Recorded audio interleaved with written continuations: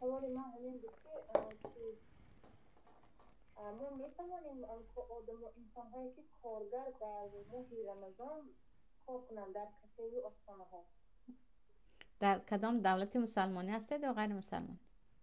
غیر مسلمانی جان در روسیه هستیم. خواهرم در ماه رمضان هیچ به خوراک پخته دادن مشغول نشوید.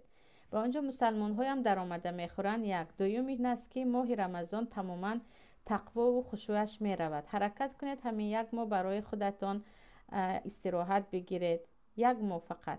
بعد در پختن و دادن شاید که در آنجا مسافرها هست گفتم، ولی که به هر حال خیلی به شبه نزدیک است. یعنی اکثریت دولت های اسلامی عموما آشخانه ها رو قلف میزنن که مردم روزش رو داره. حتی روزخوران رو میزنن در بعضی دولت ها که چیکار کرده ایستاده. ما در سطر ما در سر ما در رمضان به مردم خوراک پخته دادیم، این تماما از تقوا دور است. همین یک ماه و این شما، یعنی با همین شما بی رزق هم نمیمونید، گرسنه هم نمیمونید. به خاطر الله به پخته داد از پخته دادن دست کشید. سلامت باشه فاطمه. نمک چی باقی ندارد. چشیدن نمک بر روزه ضرر ندارد. شما فرو نمیبرید، ضرر ندارد. و یکم